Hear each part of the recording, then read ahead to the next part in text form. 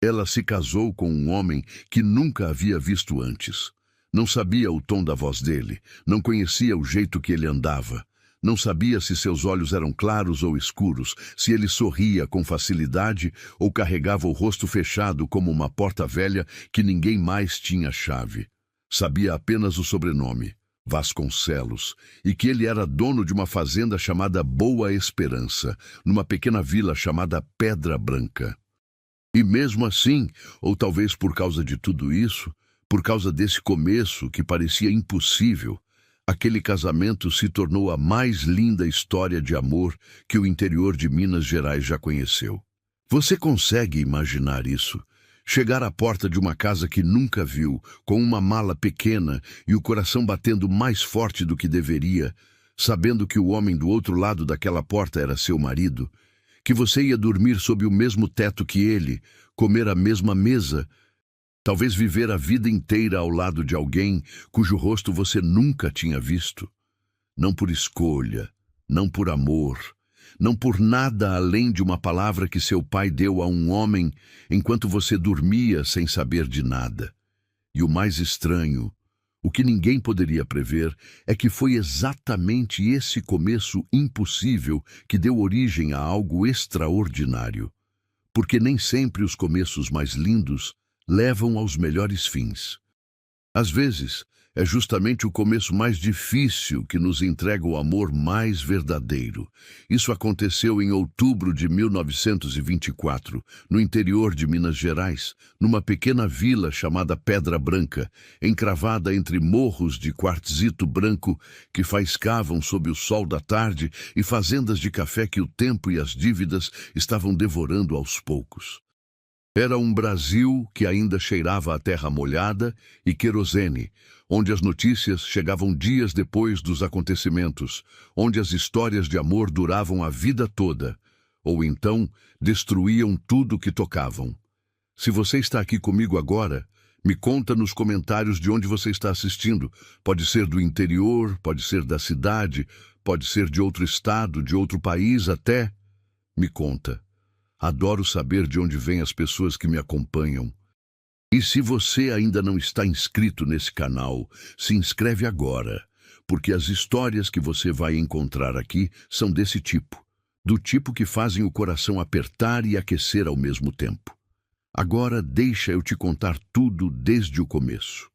Desde o dia em que Leonora Medrado recebeu a notícia que mudaria a sua vida para sempre. O nome dela era Leonora Medrado.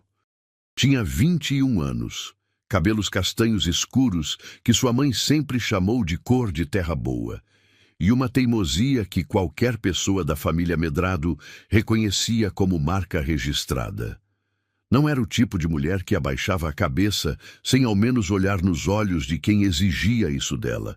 Tinha crescido na fazenda das Bromélias, a 8 léguas de Pedra Branca, numa casa que já foi grande e foi encolhendo junto com a fortuna da família, mas que ainda guardava em cada cômodo aquela dignidade silenciosa dos lugares onde as pessoas viveram com honra, mesmo quando não tinham muito. Seu pai, Ernesto Medrado, era um homem que toda a vida agiu com integridade, pagou o que devia, tratou seus trabalhadores com respeito genuíno, nunca deixou que um vizinho fosse dormir com fome quando sua despensa ainda tinha algo. Era desses homens que a terra do interior do Brasil produzia de tempos em tempos, homens que não eram perfeitos, mas que eram inteiros. Mas a vida não tem obrigação de ser justa com quem é honesto. E nos últimos 3 anos, a vida tinha sido particularmente dura com Ernesto Medrado. Primeiro a praga, que arrasou metade do cafezal, comendo os pés por dentro antes que qualquer um percebesse. Depois, a cheia de 1922, que destruiu o que restava do plantio e levou junto parte da cerca e da estrada interna da fazenda.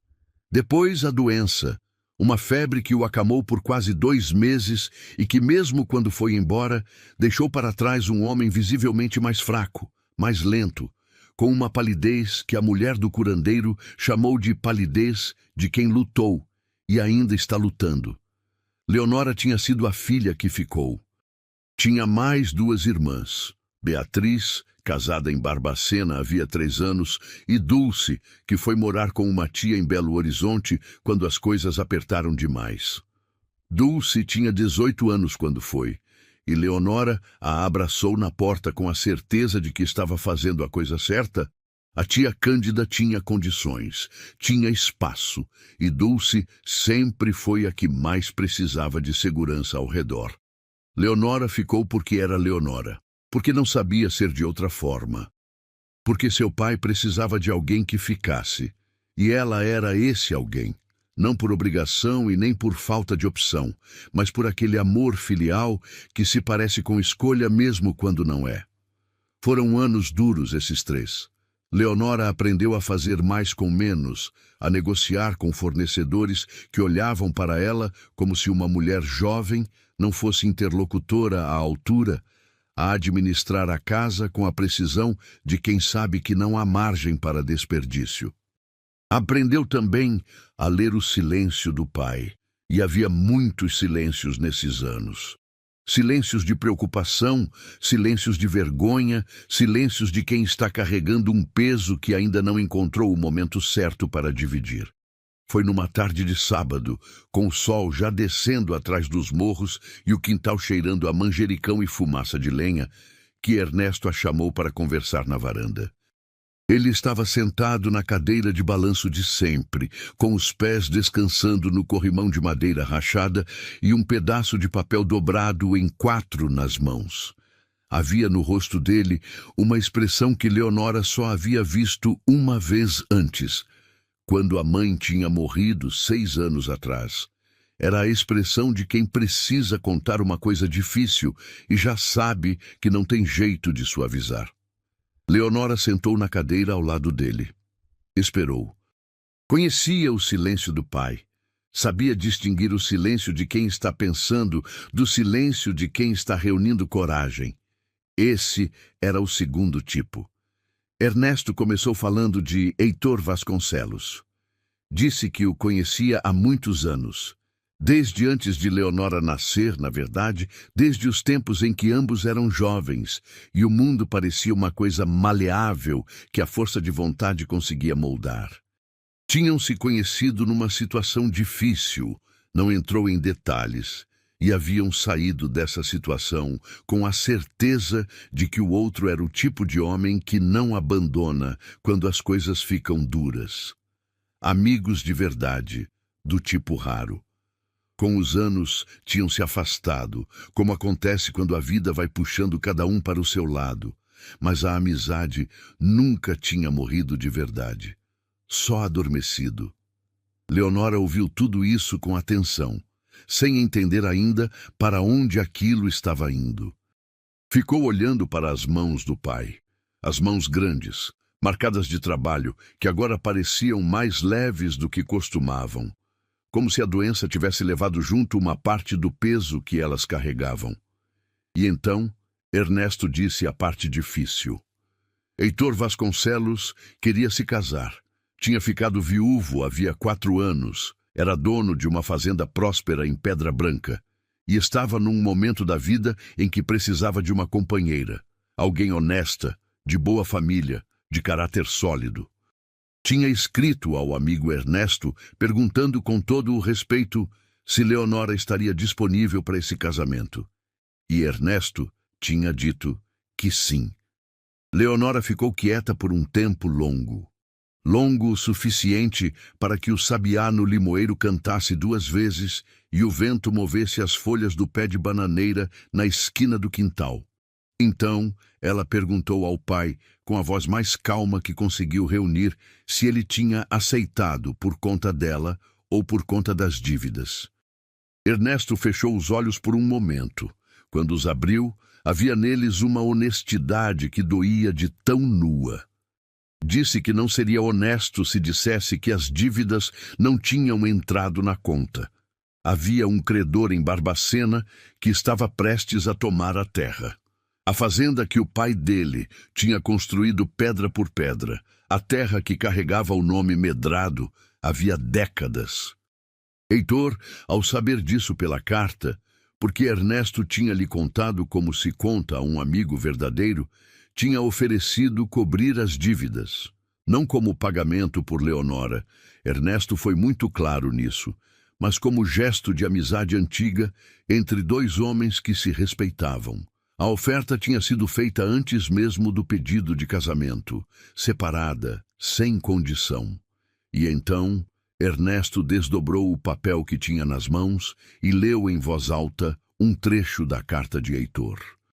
A voz do pai ficou mais baixa quando leu, e havia nela algo que Leonora só entendeu depois como alívio, o alívio de quem encontrou numa palavra escrita a confirmação de algo que esperava ser verdade. Heitor tinha escrito ao amigo dizendo que sabia que era um pedido incomum, que entendia completamente se a resposta fosse não, que Leonora não tinha nenhuma obrigação, mas que se ela aceitasse, ele prometia. A palavra que ele usou foi prometia. Cuidar dela com respeito, oferecer a ela uma vida digna e nunca lhe faltar com honestidade, que não esperava que ela o amasse, porque amor não é coisa que se pode exigir ou comprar, mas que esperava que ela pudesse ao menos viver bem. Leonora ficou olhando para o pai por um longo silêncio depois que ele terminou de ler, e então perguntou, não para contestar, não com raiva, mas porque precisava de verdade saber, porque ele tinha confiado nesse homem o suficiente para dizer sim. Ernesto dobrou a carta com cuidado. Disse que havia coisas que ele não tinha conseguido contar às filhas sobre sua vida antes da fazenda.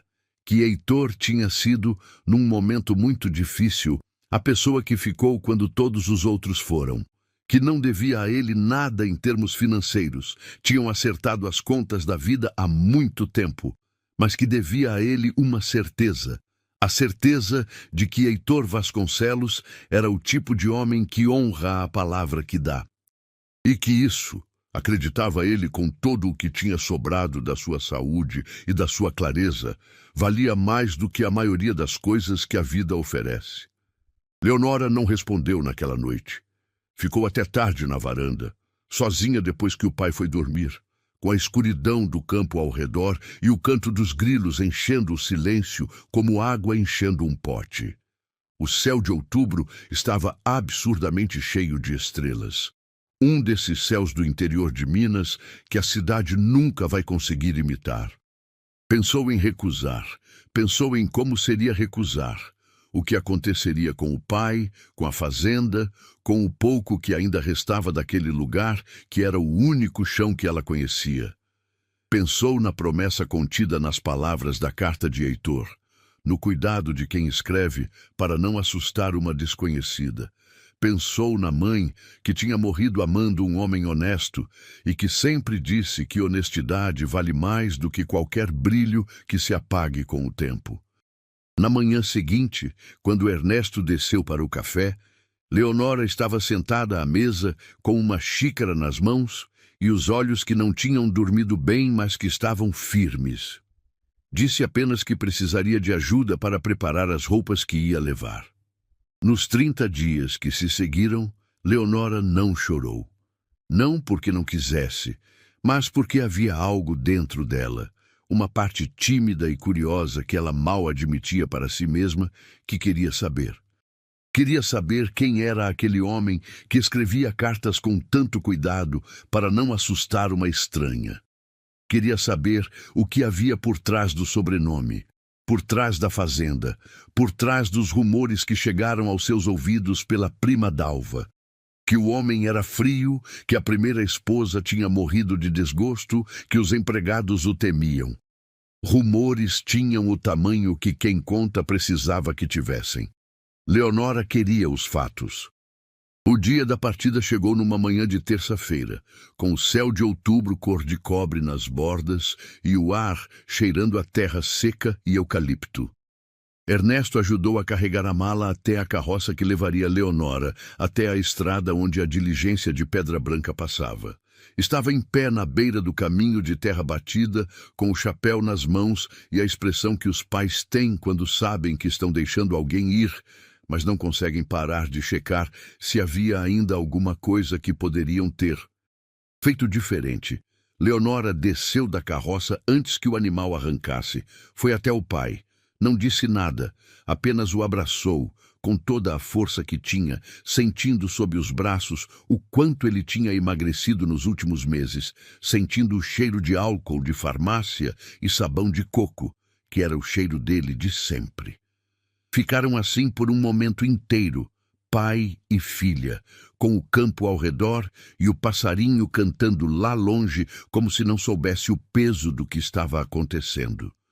Quando ela se afastou, Ernesto pegou sua mão e disse baixinho que ela tinha saído de uma mãe que sabia escolher bem, e que ele acreditava que ela também sabia. Leonora assentiu.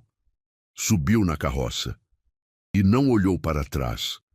Não porque não quisesse, mas porque sabia que se olhasse não ia conseguir ir. A viagem até Pedra Branca levou quase um dia inteiro. A diligência balançava nos solavancos da estrada de cascalho com uma brutalidade democrática que não fazia distinção entre ricos e pobres. Leonora viajou ao lado de uma senhora chamada Filomena, que ia visitar uma cunhada em Pedra Branca e que falava sem parar sobre tudo e todos, sem precisar de resposta ou de incentivo. Leonora foi agradecida interiormente por isso. Aquela voz constante preencheu o silêncio que ela não teria tido forças de aguentar sozinha, com seus próprios pensamentos em loop. Quando a diligência começou a descer a última ladeira antes da vila, Leonora se aproximou da janela e viu pela primeira vez a paisagem que ia se tornar a sua. Morros cobertos de capim dourado e pontilhados de árvores retorcidas pelo vento permanente. Uma vila pequena com casas de pedra e telha vermelha, uma igreja de fachada simples no centro, ruas de terra socada onde galinhas circulavam com aquela autoridade inegociável que as galinhas têm. E além da vila, na direção que o cocheiro chamou de lado do nascente, o que ela imaginou ser a fazenda Boa Esperança, um verde mais denso, mais organizado, diferente do campo aberto ao redor. Filomena, que já tinha notado o silêncio crescente de Leonora, perguntou se ela conhecia alguém em Pedra Branca. Leonora respondeu simplesmente que ia se casar com Heitor Vasconcelos. O efeito dessa informação na mulher foi imediato. Os olhos arregalaram levemente, os lábios pressionaram um ao outro por um instante, e havia na expressão dela alguma coisa que não era exatamente medo, mas que se parecia o suficiente para que Leonora sentisse um aperto no estômago. Filomena se recompôs rapidamente. Disse que Vasconcelos era um nome respeitado em Pedra Branca, que a Boa Esperança era uma das fazendas mais bem cuidadas da região, sempre produtiva, sempre em dia, que o senhor Heitor era um homem sério, trabalhador, que os empregados tinham em alta conta. Mas havia no tom dela uma ressalva não dita, e Leonora, que havia aprendido desde cedo a ouvir o que as pessoas escolhem não dizer, perguntou diretamente o que a senhora estava deixando de fora. Filomena olhou pela janela por um instante. Depois disse apenas que o senhor Heitor tinha passado por muita coisa, que não era homem de muita conversa, e que esperava que Leonora fosse uma mulher de paciência. Disse isso com o cuidado preciso de quem está tentando ser honesto sem ser cruel. E Leonora guardou aquelas palavras, mulher de paciência, e ficou olhando os morros passarem pela janela, enquanto o coração batia um ritmo que ela ainda não sabia chamar pelo nome certo. A carroça que veio buscá-la na vila era preta e bem conservada, puxada por 2 cavalos baios que esperavam com aquela calma digna dos animais bem tratados. O homem que desceu do banco do cocheiro para receber sua mala era Raimundo. Ela descobriria o nome logo depois. Um homem de uns 50 anos, pele curtida de sol, chapéu de couro surrado e um bigode ralo que ele devia ter cultivado com esperanças maiores do que o resultado. Cumprimentou-a com uma inclinação de cabeça e um bom dia econômico. carregou sua mala sem esforço visível e indicou com um gesto que ela podia subir. Durante os 20 minutos de estrada entre a vila e a fazenda, Leonora ficou olhando para fora com uma atenção que era, ao mesmo tempo, curiosidade genuína e estratégia, porque quanto mais ela soubesse sobre o lugar, menos ele poderia surpreendê-la. Viu os cafezais alinhados nas encostas, fileiras precisas como costura. Viu o pasto aberto, onde o gado pastava lerdo sob o sol quente de outubro. Viu a cerca de arame bem esticada, que separava a propriedade da estrada. Os eucaliptos enormes, que formavam um corredor natural antes da entrada principal. A fazenda Boa Esperança apareceu de repente, depois de uma curva ladeada por alamedas de ipê. Era maior do que Leonora tinha imaginado. A casa principal era um sobrado de pedra branca, com janelas pintadas de verde, rodeada por uma varanda coberta nos 4 lados, com vasos de plantas que alguém havia cuidado com atenção verdadeira. Havia gerânios vermelhos em flor, samambaias que transbordavam das bordas dos vasos, um jasmineiro que subia por uma das colunas de madeira em caracol perfumado. O quintal era limpo, o terreiro varrido, e o cheiro que chegava, café, madeira trabalhada, terra irrigada, era o cheiro de um lugar vivo, de um lugar que funcionava porque alguém se importava com ele. Raimundo parou a carroça em frente à escadaria de pedra, e foi então que Leonora o viu pela primeira vez.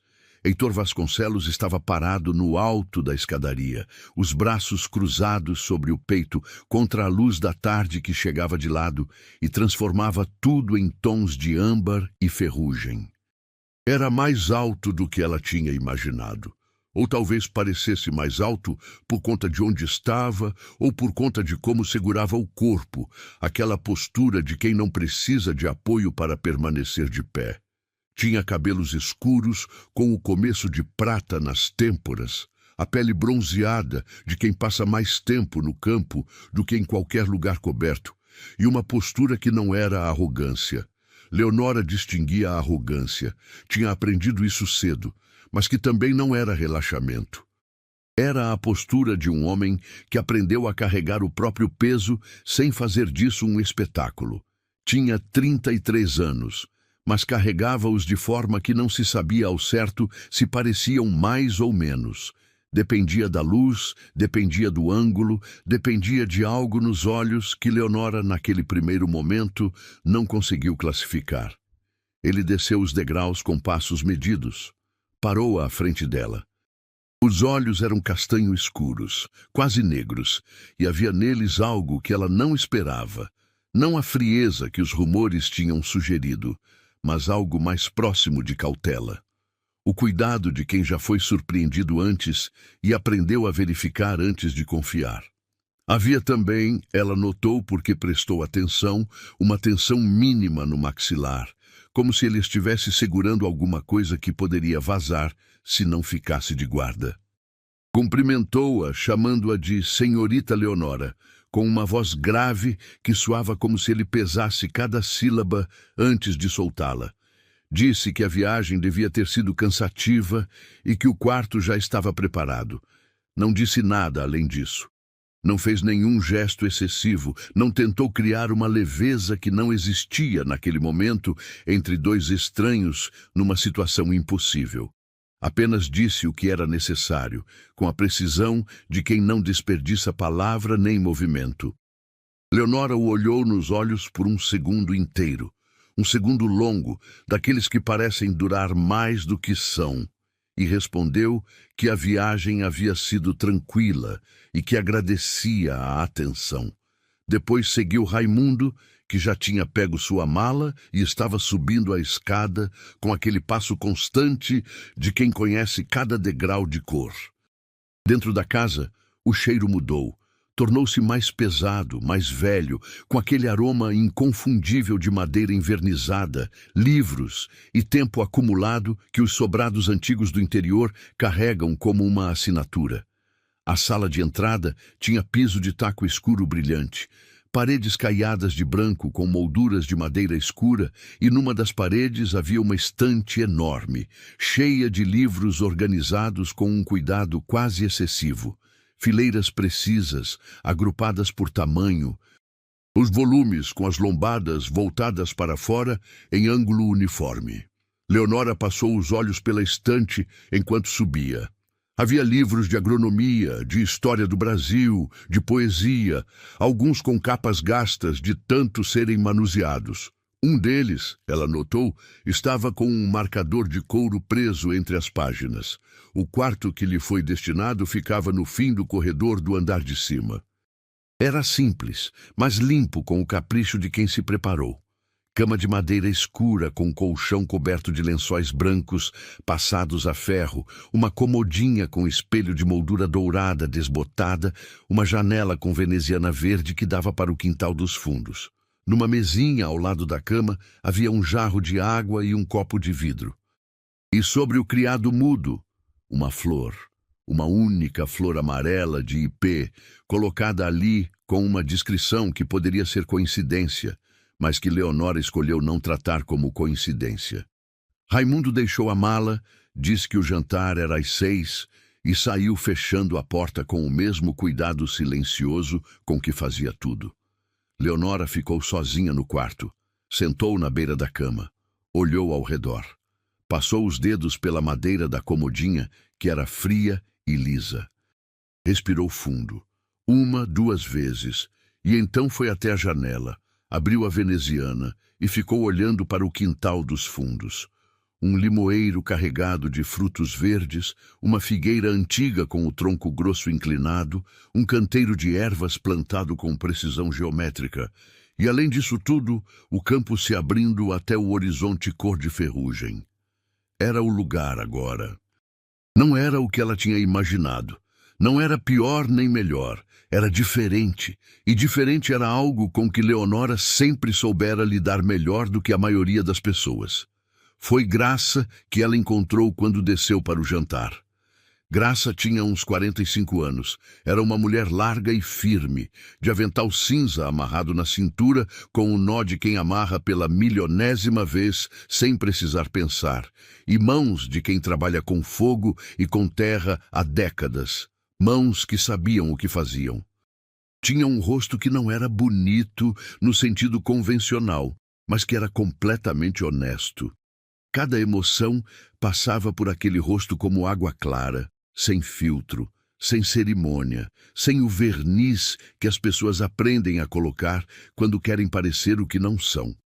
Quando Leonora entrou na cozinha, guiada pelo cheiro de frango ensopado e batata cozida que chegava até o corredor, Graça a olhou de cima a baixo, com aquela avaliação rápida e direta que os cozinheiros têm, como se as pessoas também pudessem ser lidas como receitas, identificadas pelo que tem e pelo que falta. E então sorriu. Um sorriso largo, generoso, de canto de olho, que chegou antes das palavras e que Leonora, naquele momento, não esperava e de que precisava mais do que sabia. Graça disse para a senhorita chegar que tinha feito frango com quiabo, que era a especialidade da casa e que estava pronto logo logo. Chamava Heitor de doutor Heitor, com uma familiaridade que fazia o título soar menos formal do que era.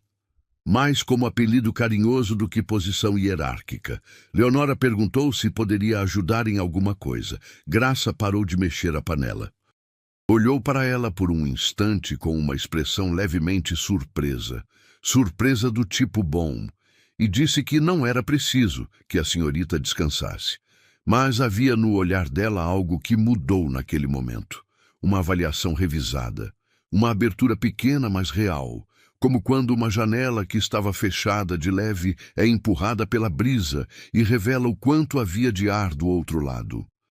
Dona Perpétua apareceu antes do jantar, como quem aparece antes do jantar porque sabe exatamente quando as pessoas ainda estão sem guarida e aproveitam para fazer a primeira impressão.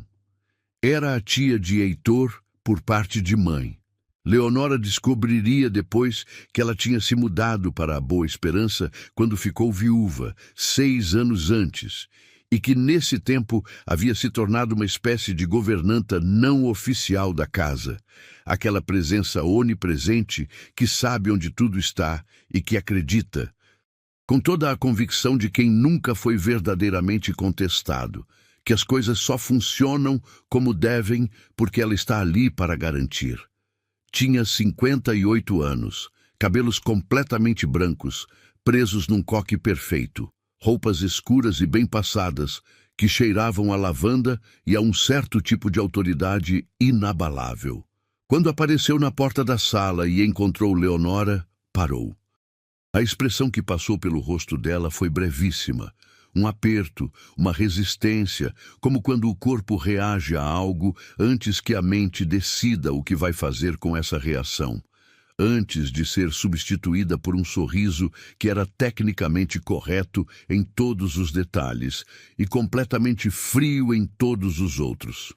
Disse a Leonora que fosse bem-vinda à Boa Esperança, que esperava que o quarto estivesse adequado e que o jantar seria servido na sala de jantar, não na cozinha.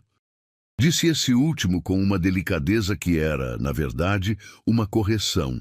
Leonora agradeceu e seguiu para a sala de jantar com aquela calma que às vezes pode ser confundida com submissão, mas que, em Leonora, era apenas estratégia. Ela estava aprendendo o terreno antes de se mover. O jantar foi o momento mais estranho de toda aquela estranha primeira noite. Heitor sentou-se à cabeceira da mesa, Perpétua à sua direita e Leonora à sua esquerda, numa arrumação que parecia inocente, mas que Leonora percebeu logo ter sido calculada. Porque estar do lado oposto à tia significava que qualquer conversa que cruzasse a mesa teria que passar por Heitor primeiro. A comida de graça era boa.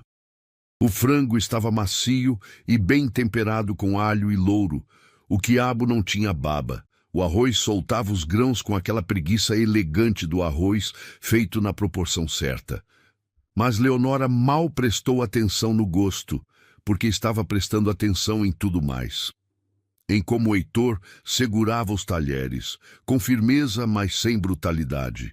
Em como ele respondia às observações de Perpétua, sempre com educação, raramente com mais do que o necessário. Em como, numa determinada pausa da conversa, seus olhos cruzaram com os de Leonora, sobre a mesa, quando Perpétua disse algo particularmente prolixo sobre a qualidade dos tomates da horta daquele ano. E nesse cruzamento havia, ela não foi capaz de negar para si mesma, mesmo querendo, um lampejo ínfimo de cumplicidade. Quase um sorriso. Não chegou a ser, mas quase. Depois do jantar, Perpétua sugeriu que todos se retirassem cedo, dado que havia sido um dia longo.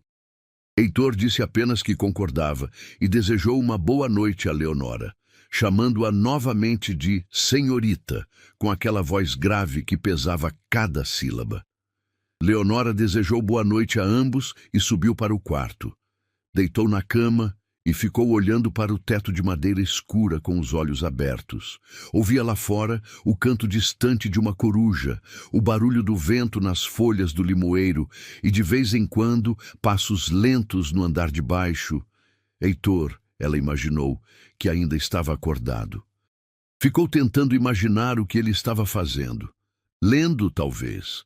A estante sugeria isso, ou sentado na varanda olhando para a noite, que era o tipo de coisa que a postura dele na escada da tarde sugeria.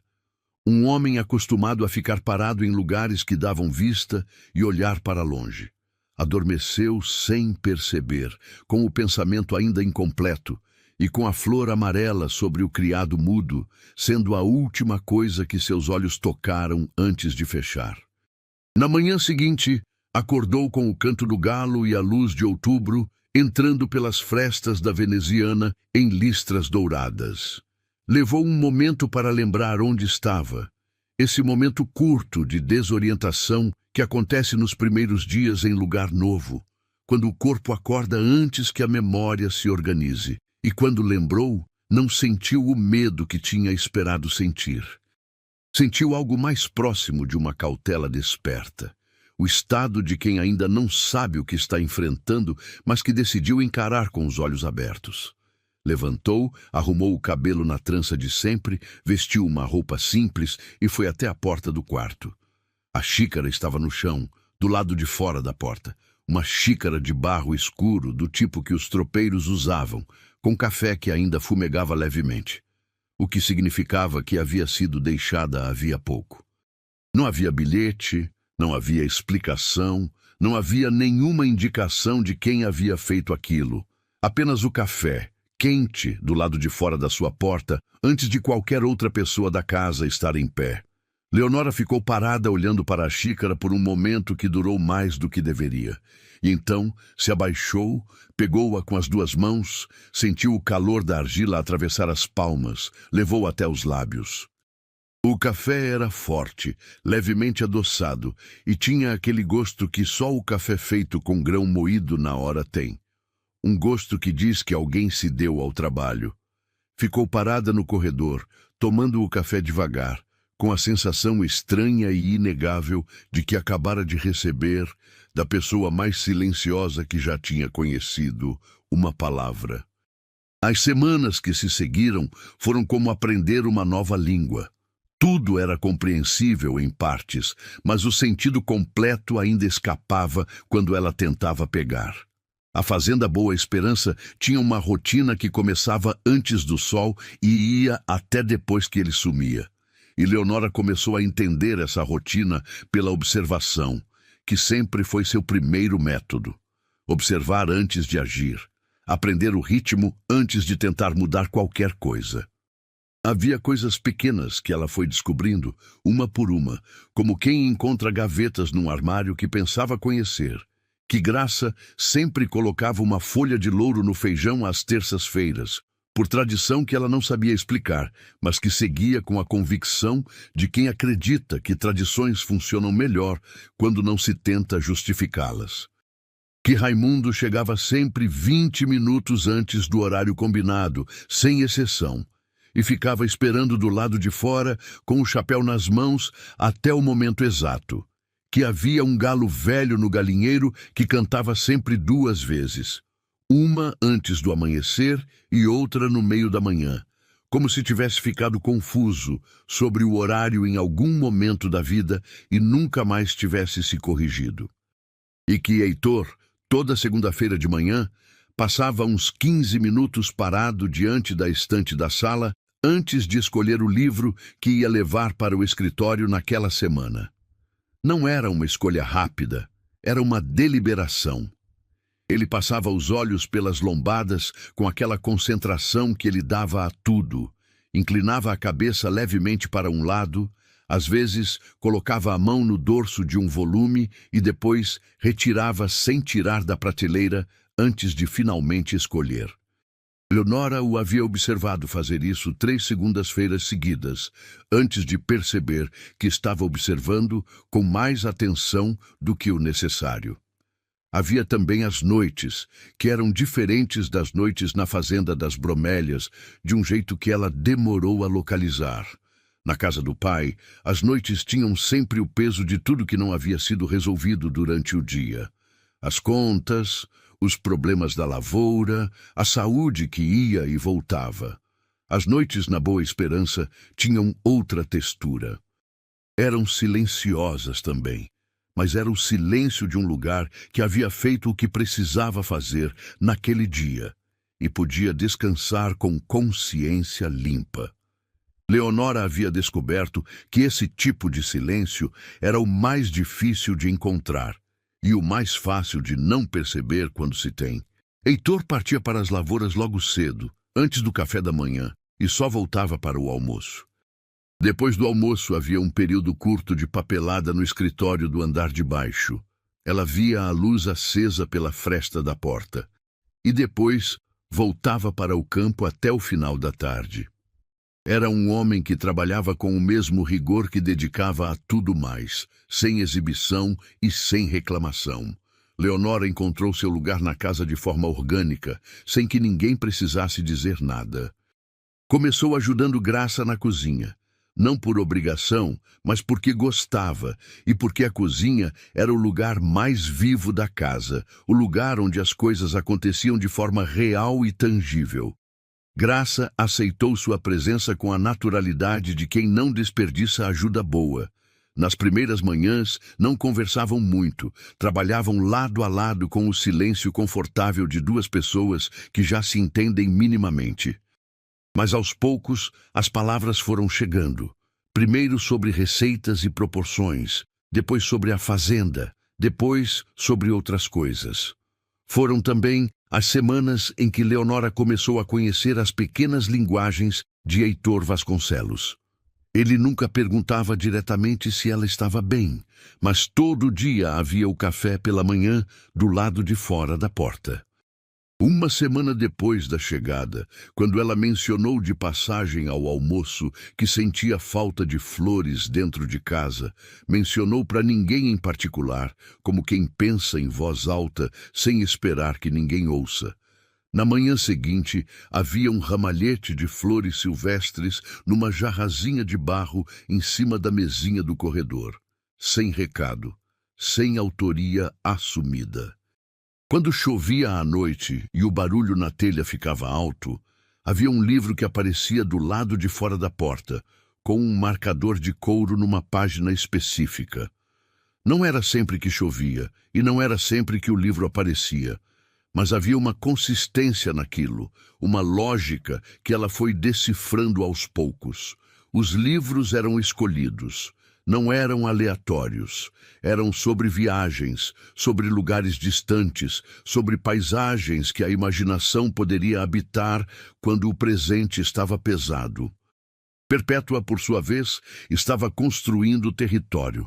Fazia isso da forma mais eficiente que conhecia, pela ausência de hostilidade explícita e pela presença de uma vigilância constante. Estava em todo lugar na hora certa para verificar o que Leonora estava fazendo. Fazer perguntas que soavam como interesse, mas eram, na verdade, auditoria. Perguntava como ela tinha preparado isso ou aquilo, se estava acostumada com aquele tipo de trabalho, se na fazenda do pai as coisas eram feitas de tal jeito. As perguntas tinham sempre esse tom de comparação, de teste que nunca revelava sua nota. Leonora respondia com paciência e verdade, sem entrar na armadilha de se defender de acusações que não tinham sido feitas explicitamente. Reconhecia o que havia por trás daquela vigilância. Uma mulher que tinha encontrado seu lugar naquela casa quando estava perdida, e que sentia esse lugar ameaçado pela chegada de uma desconhecida. Não era maldade, era medo. E medo Leonora entendia, porque também sentiu o seu. Foi numa tarde de quinta-feira, 3 semanas depois da chegada, que aconteceu a primeira conversa de verdade entre ela e Heitor. Ela estava na varanda dos fundos, ao entardecer, descascando os feijões que Graça havia pedido para deixar prontos, com a bacia de barro no colo e o campo ao fundo tingido de laranja pelo sol que descia. O trabalho era mecânico, repetitivo, do tipo que libera a mente para outras coisas. E Leonora estava deixando a mente vagar pelos acontecimentos das últimas semanas, fazendo aquele balanço silencioso que ela fazia toda vez que precisava entender onde estava. Ouviu os passos dele, já reconhecia os passos de todos naquela casa, porque é isso que acontece quando se presta atenção suficiente. Cada pessoa tem seu ritmo, sua pressão no assoalho, sua cadência. E esperou. Heitor saiu pela porta dos fundos, parou quando a viu e teve um momento de hesitação curta, aquela fração de segundo em que a pessoa decide se continua ou recua. Decidiu continuar. Sentou no banco de madeira a 2 metros dela, tirou o chapéu, passou a mão pelo cabelo com aquele gesto de quem acabou um dia longo e só agora se lembra de que o corpo tem peso. Ficou olhando para o campo por um tempo sem dizer nada. Leonora continuou descascando os feijões. O barulho das cascas caindo na bacia era o único som entre os dois. além dos grilos que começavam mais cedo naquele trecho da varanda, protegidos da luz. Foi ele quem falou primeiro. Perguntou, sem olhar para ela, se ela estava conseguindo se adaptar. A pergunta era direta, mas havia nela uma preocupação genuína, uma atenção real que não estava tentando parecer mais do que era. Leonora respondeu que sim, que a fazenda era bonita e que Graça tinha sido muito gentil. Depois, porque estava com a pergunta na ponta da língua havia dias, acrescentou que ela queria aprender. Sobre a fazenda, sobre o café, sobre o que era preciso saber para ser útil de verdade e não apenas mais um elemento decorativo dentro da casa. Heitor virou o rosto para ela nesse momento. Não com surpresa exatamente, mas com uma revisão, como se ele tivesse imaginado uma coisa e, de repente, a realidade apresentasse outra versão que era, contra todas as expectativas, mais interessante. Ficou olhando para ela por um segundo inteiro.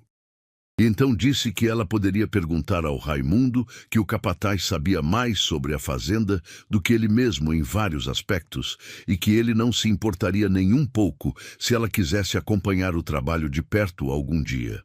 Não era um convite exuberante, era uma porta aberta com a precisão de quem não gosta de exagero, mas que reconhece quando vale a pena abrir. Leonora agradeceu.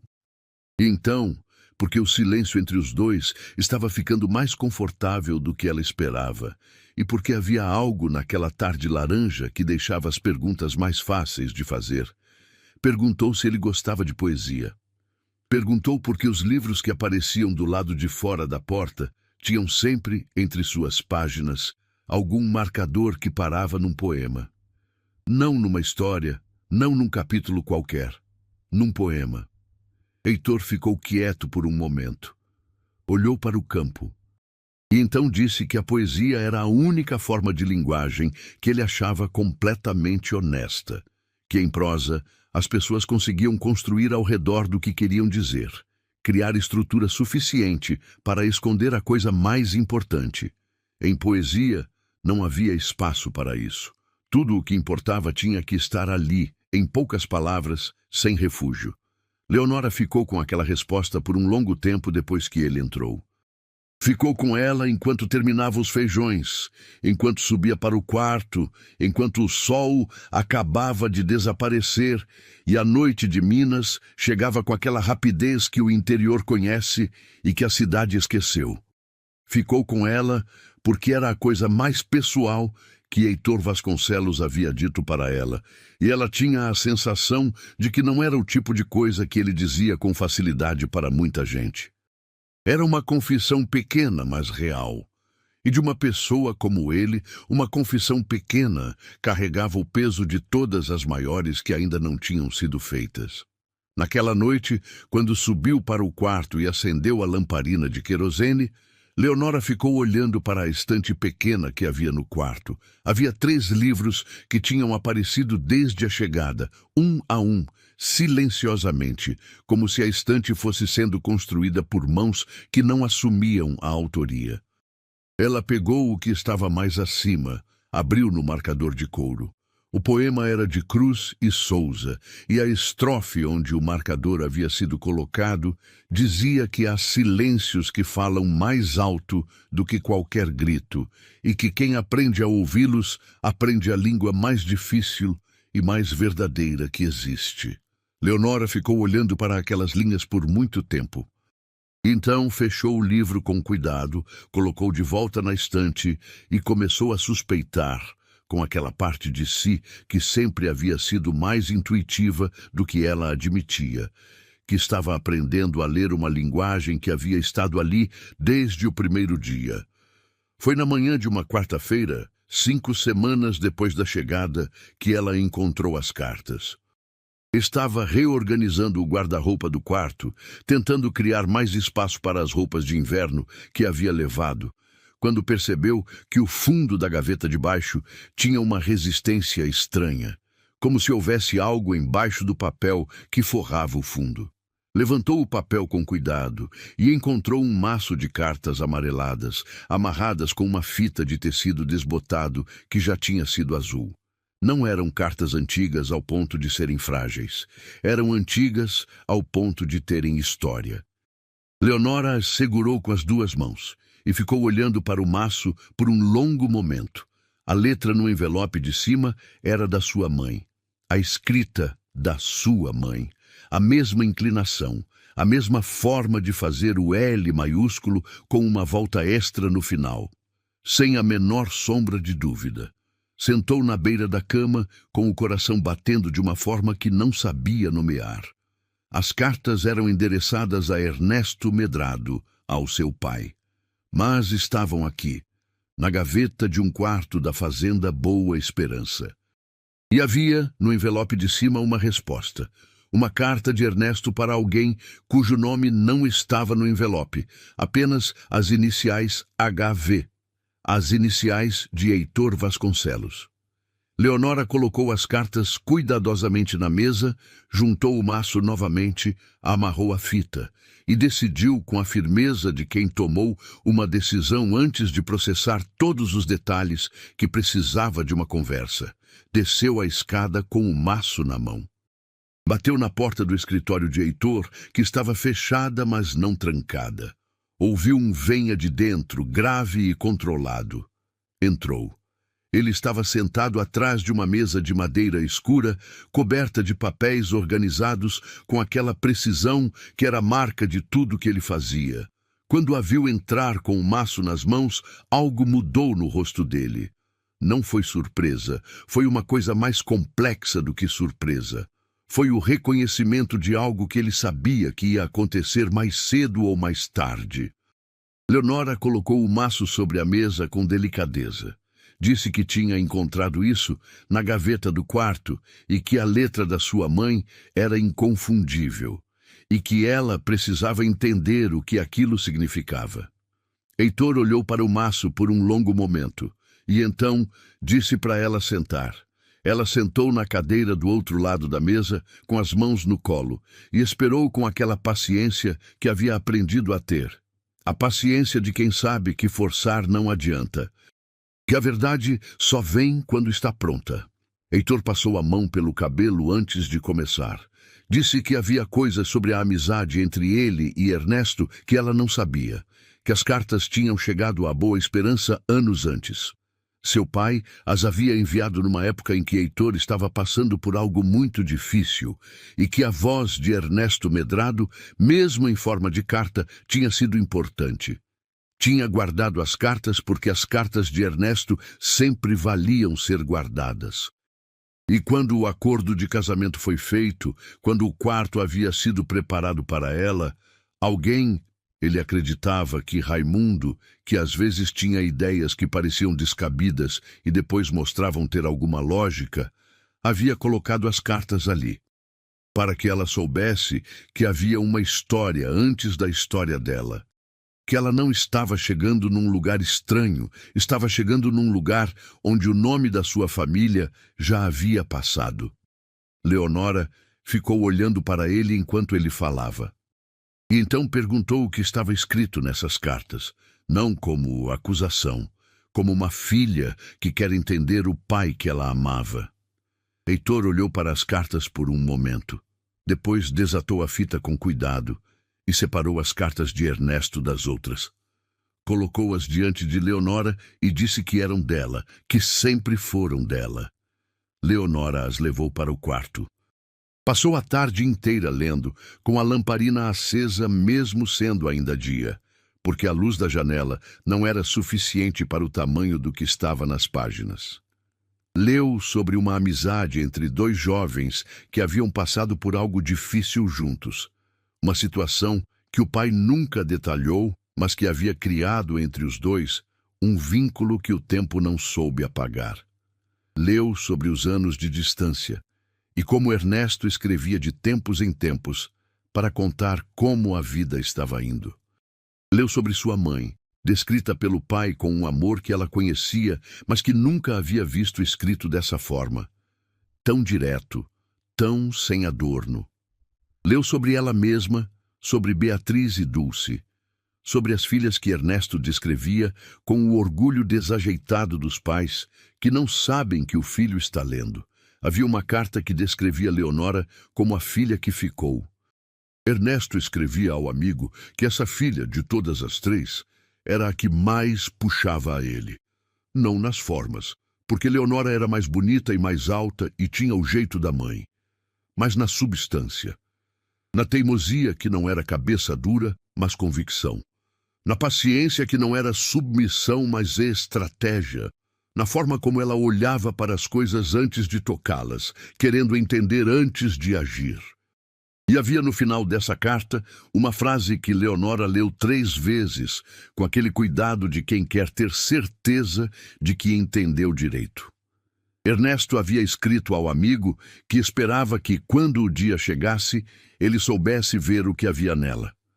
Porque não era o tipo de coisa que saltava aos olhos de quem estava com pressa, mas era, na opinião do pai, a coisa mais valiosa que ele tinha para oferecer ao mundo. Leonora dobrou aquela carta com as mãos que estavam levemente tremendo. Não de tristeza, de algo mais difícil de nomear, aquele tipo de emoção que mistura gratidão e surpresa e a sensação de que o chão está mais sólido do que parecia. A que Ernesto havia enviado alguns meses antes do acordo de casamento, quando a doença estava no começo e as dívidas estavam se tornando incontroláveis. A carta em que Ernesto escrevia ao amigo não para pedir ajuda, mas para contar como as coisas estavam. Porque era o tipo de amizade onde se conta como as coisas estão, sem precisar de mais do que isso. Heitor tinha respondido àquela carta. Mas a resposta não estava no maço. Estava numa gaveta do escritório dele. Leonora descobriria mais tarde. O que estava no maço era a carta seguinte de Ernesto, a que respondia à resposta de Heitor. E nessa carta, Ernesto escrevia ao amigo que sim, ele confiava nele com a coisa mais importante que tinha. E que esperava que Heitor soubesse o que estava recebendo, não uma filha dócil, e sim uma mulher de fibra que não ia se dobrar fácil, e que isso era uma bênção, não um problema. E que se Heitor soubesse olhar direito, ele ia ver isso logo. Leonora dobrou a última carta com as mãos, que estavam levemente tremendo. Não de tristeza, de algo mais difícil de nomear. Aquele tipo de emoção que mistura gratidão e surpresa e a sensação de que o chão está mais sólido do que parecia. Ficou sentada no quarto até o cheiro do jantar subir pelo corredor, chamando pelo olfato antes que qualquer voz chamasse pelo nome. Nos dias que se seguiram, alguma coisa mudou. Não foi uma mudança dramática, não foi uma virada de página óbvia. Foi uma mudança como a mudança da luz do dia. Você não vê acontecer, mas quando olha de novo, está diferente. Leonora começou a acompanhar Raimundo nas manhãs. Ele a levava pelos cafezais, explicava o que sabia sobre a lavoura com a paciência de quem tem tempo e não desperdiça em rodeios. Ela aprendia rápido, sempre aprendera. E Raimundo foi percebendo isso com um respeito crescente, silencioso como ele próprio, mas real. Às vezes, quando voltavam do campo, Heitor estava na estrada cruzando com eles, e havia nesses encontros breves uma troca de olhares, entre ela e Heitor. Entre Raimundo e Heitor, que continha mais do que as palavras que eram ditas. Numa tarde de terça-feira, estavam os dois, Leonora e Heitor, no alpendre da frente, ela costurando uma barra que havia rasgado e ele revisando um caderno de anotações da fazenda, quando chegou uma chuva grossa e súbita, daquelas que o interior de Minas lança sem aviso. A chuva bateu no beiral com força, e o cheiro de terra molhada tomou conta do ar inteiro num segundo. Heitor fechou o caderno. Leonora prendeu a agulha no tecido e ficou olhando para a chuva. Eram as 6 da tarde, e o mundo do outro lado do alpendre estava úmido e cinza e cheiroso, e havia entre os dois um silêncio que não era desconfortável. Era o tipo de silêncio que só existe entre pessoas que já aprenderam a existir no mesmo espaço, sem precisar preencher. Heitor disse, sem olhar para ela, que seu pai escrevia bem. Que as cartas de Ernesto tinham aquela qualidade das cartas de quem sabe que cada palavra custa e por isso as escolhe com cuidado. Leonora respondeu que sim, que o pai tinha aprendido a ler tarde, quando adulto, e que talvez por isso nunca tivesse tratado uma palavra escrita como algo barato. Heitor virou o rosto para ela. Havia uma curiosidade nos olhos que não era invasiva. Era o tipo de curiosidade que pergunta porque quer entender, não porque quer julgar. Perguntou se ela também escrevia. Leonora disse que escrevia cartas, e às vezes outras coisas, coisas que não eram exatamente cartas, porque não tinham destinatário. Coisas que ela escrevia para não deixar os pensamentos grandes demais escaparem sem deixar rastro. Heitor ficou em silêncio depois disso por um momento. E então disse, com a voz que pesava cada sílaba como sempre, que achava isso uma das coisas mais inteligentes que uma pessoa podia fazer, dar uma forma ao que é grande demais para caber como está. Leonora olhou para a chuva e sentiu, com uma clareza que não foi súbita, mas que de repente estava lá, sem poder fingir que não estava. Que havia algo crescendo entre eles com a mesma obstinada discrição com que o jasmineiro havia subido pela coluna da varanda. Sem barulho, sem anúncio, encontrando os apoios que precisava enquanto ninguém estava prestando atenção. Era perigoso admitir isso, porque admitir era começar a querer, e querer algo que poderia não existir do outro lado, porque ela ainda não sabia o que havia do outro lado, era uma vulnerabilidade de uma escala que Leonora não estava certa de estar pronta para. E assim, ela ficou olhando para a chuva, ao lado de um homem que deixava café do lado de fora da porta, e flores nos corredores e livros nas noites de temporal, e que nunca havia dito uma única palavra sobre isso, e tentou convencer a si mesma de que era apenas gratidão, que era apenas adaptação, que o coração quente que sentia ali dentro era só o calor da tarde, que a chuva não tinha esfriado ainda. Não conseguiu se convencer completamente, mas tentou. Perpétua escolheu uma manhã de quinta-feira para a conversa que Leonora sabia que estava chegando. Encontrou-a sozinha na sala de costura. Heitor havia ido à Pedra Branca resolver uma questão com o cartório, e Raimundo estava no campo. E fechou a porta atrás de si com um clique que soou mais deliberado do que habitual.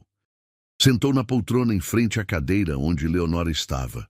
Ajeitou as roupas escuras com aquela precisão de quem gosta de estar com tudo no lugar antes de dizer o que tem a dizer. E então olhou para Leonora com os olhos que eram inteligentes. Esse era o problema com Perpétua. Ela era inteligente, o que a tornava mais difícil do que seria se fosse apenas mesquinha. E disse que queria falar de coisa importante. Disse que apreciava que Leonora fosse discreta e trabalhadora. Que havia notado que ela não era o tipo que exigia atenção, mas que havia uma coisa que Leonora precisava entender para o próprio bem.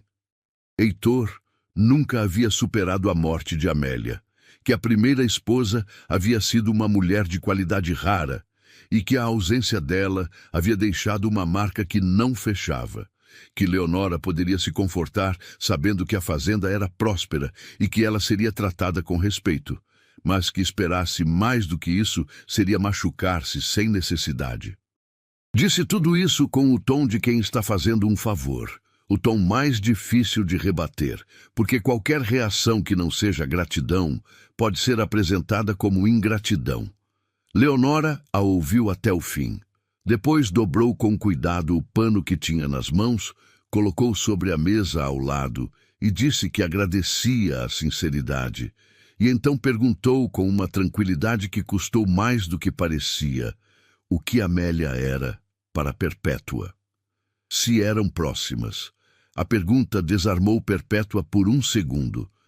Ela respondeu que sim, que Amélia havia sido como uma sobrinha, que sentia muita falta dela. Leonora assentiu e disse que entendia que devia ser muito difícil ver o lugar de Amélia nessa casa sendo habitado por uma desconhecida. Disse que não havia vindo para apagar nada, que o passado era do passado e ela não tinha o poder nem o desejo de mudar isso, mas que tinha vindo para construir algo a partir de onde estava e que esperava que, com o tempo, Perpétua pudesse ver isso. Perpétua ficou em silêncio por um momento, e então saiu da sala sem responder, o que podia significar muitas coisas, e Leonora optou por interpretar como o começo de alguma coisa em vez do fim. Foi Graça quem, na tarde do mesmo dia, sentou ao lado de Leonora na cozinha, depois que o almoço estava feito e o corredor vazio, e contou, com aquela voz baixa de quem sabe que algumas histórias precisam de silêncio ao redor, a história de Amélia. Amélia Vasconcelos tinha sido uma mulher boa. Graça disse isso com convicção simples, sem precisar de adjetivos extras. Boa de coração, de temperamento, de intenção. Tinha casado com Heitor quando os dois tinham 26 anos e haviam tido 4 anos juntos que foram, pela maioria dos relatos, anos de uma parceria sólida. Não tinham sido um casal de grandes demonstrações. Eram parecidos nesse aspecto. Os dois reservados, os dois mais de gesto do que de palavra. Então Amélia adoeceu de uma febre que o médico de Pedra Branca não soube combater a tempo. Não havia sido tristeza, como os rumores diziam. Havia sido uma febre que os remédios disponíveis na época não alcançaram. O que havia partido Heitor não foi a morte em si, ou não apenas. Foi a culpa. Ele havia demorado 2 dias para chamar o médico, porque Amélia insistia que estava melhorando, e aqueles 2 dias ele nunca parou de medir. Graça diz que Heitor não era um homem que externava. Ele internava e depois carregava, e tinha carregado aquilo por 4 anos, até o ponto em que Perpétua dizia que ele nunca havia superado porque o que ela via era a carga, não o que havia embaixo da carga. Leonora ouviu tudo isso sem interromper. Quando Graça terminou, ficou em silêncio por um momento, e então perguntou por que Graça estava lhe contando isso. Graça a olhou com aqueles olhos que eram completamente honestos e disse que estava contando porque havia visto, nas últimas semanas, coisas que não via na Boa Esperança há muito tempo. Que o doutor Heitor estava chegando para o almoço com 5 minutos a mais do que o habitual, que estava usando uma camisa diferente nas sextas-feiras, que havia folheado um livro de poesia na noite anterior e marcado 3 páginas diferentes. Que eram coisas pequenas, disse Graça, mas que numa pessoa como Heitor, coisas pequenas eram o tamanho do mundo. Leonora sentiu o rosto aquecer e olhou para os seus próprios pés por um segundo. E então ergueu o olhar e disse a Graça que ela estava imaginando coisas. Graça sorriu, aquele sorriso largo de canto de olho, e disse que não estava imaginando nada, que simplesmente sabia ver o que estava diante dos olhos e que esperava que Leonora também soubesse. Se você está aqui comigo ainda, me conta nos comentários o que você está sentindo dessa história, porque ela ainda não acabou, e o melhor ainda está por vir. Se você ainda não se inscreveu, já sabe o que fazer. O mês de dezembro chegou com o calor pesado do verão mineiro, aquele calor que cheira a pó e a flores e que à noite transforma o céu em algo tão cheio de estrelas que parece exagero. A fazenda tinha um ritmo diferente no verão, mais movimento, mais gente, mais barulho, porque era a época de preparação para a colheita que viria nos meses seguintes. E Leonora havia se tornado, sem que ninguém tivesse declarado oficialmente, uma parte desse ritmo. Raimundo a consultava sobre pequenas coisas sem perceber que estava consultando. Graça havia começado a pedir sua opinião sobre o cardápio da semana com uma naturalidade que seria impossível há 2 meses. E Heitor havia começado a cruzar o corredor de forma ligeiramente diferente, quando sabia que ela estava na sala de costura ou na varanda. Havia um ajuste mínimo na trajetória, uma desaceleração quase imperceptível. Leonora havia começado a notar isso com uma precisão que a envergonhava um pouco, porque notava porque estava prestando atenção. E estava prestando atenção porque estava querendo prestar. Havia uma tarde em particular que ela guardou como se guarda uma pedra especial no bolso, sem razão grande, apenas porque a textura era diferente das outras. Ela estava no quintal dos fundos, perto do canteiro de ervas, tentando identificar qual das plantas era a erva cidreira e qual era a melissa. Eram parecidas e Graça havia sido vaga na explicação, quando ouviu os passos de Heitor vindo pela passagem lateral. Ele parou quando a viu. Olhou para as plantas, olhou para ela e então disse, com aquela precisão que era a marca dele, que a erva cidreira tinha a folha mais áspera ao toque e que a melissa tinha as bordas mais arredondadas. Leonora pegou uma folha de cada, passou os dedos. A diferença era exatamente como ele havia descrito. Ela ergueu o olhar para ele com um sorriso que não foi calculado. Saiu antes que ela decidisse se era uma boa ideia. Heitor ficou olhando para esse sorriso por um segundo, que era um segundo a mais do que o habitual. E então ele sorriu de volta. Não um sorriso grande. Era um homem que não tinha sorriso fácil, mas um sorriso real, que chegou aos olhos antes de chegar à boca, que foi mais raro e por isso mais valioso do que qualquer coisa exuberante.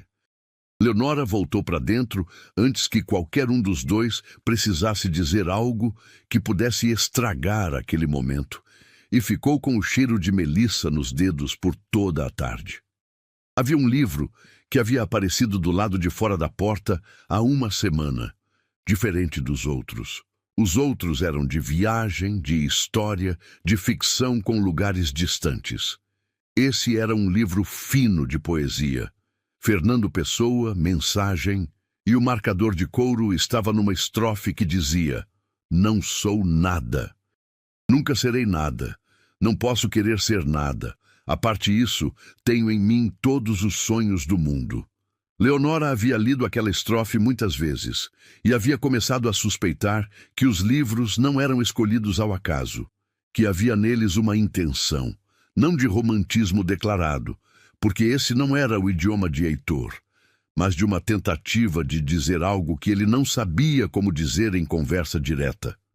A poesia como a única linguagem completamente honesta. Ele havia dito isso. E estava sendo honesto com ela de uma forma que ela estava só agora aprendendo a reconhecer. Foi Raimundo quem, numa manhã de chuva leve de dezembro, fez algo que Leonora não esperava de um homem que contava cada palavra antes de gastar. Eles estavam caminhando de volta do estábulo, ela com um cobertor de lã que havia pego para um dos animais que estava se recuperando de um machucado, e ele com as ferramentas no balde. E Raimundo disse, sem olhar para ela, com a voz que tinha sempre o tom exato da terra, firme, sem afetação, que o patrão havia mandado plantar uma roseira nova no canto leste do jardim na semana anterior, que era uma variedade que ele, Raimundo, nunca tinha visto na Boa Esperança antes, e que quando foi buscar as mudas na cidade com o patrão havia escolhido especificamente as de cor amarela. Parou de falar. Continuou andando. Leonora ficou parada por um segundo, com o cobertor no colo e a chuva fina molhando o cabelo, porque quando ela havia chegado à Boa Esperança, no primeiro dia, havia uma flor amarela sobre o criado mudo, e depois de uma semana, Raimundo havia levado para ela de forma casual. E ela havia perguntado de onde vinham aquelas flores, e Graça havia dito que havia um pé lá no jardim do lado leste. Mas não havia roseira de flor amarela no jardim do lado leste quando ela havia olhado da janela na tarde seguinte. A roseira havia sido plantada depois da chegada dela, para que houvesse flores amarelas para colocar no quarto dela. Leonora fechou os olhos por um segundo. Sentiu a chuva fina no rosto, a lã áspera nas mãos e uma coisa no peito que era muito grande para caber em silêncio. mas ficou em silêncio porque não havia palavras que alcançassem aquilo ainda. Raimundo continuou andando como se não tivesse dito nada de especial, como quem cumpriu uma tarefa que havia sido deixada para ser cumprida no momento certo e agora podia voltar ao trabalho. Nas semanas que se seguiram, Leonora ficou mais quieta do que o habitual, e ela já não era uma mulher de muito barulho.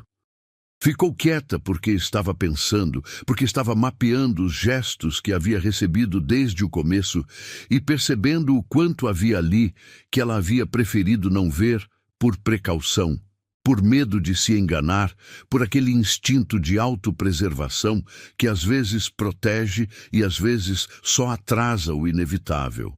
A roseira, o café da manhã, as flores no corredor, os livros, a conversa sobre poesia, o sorriso no canteiro de ervas.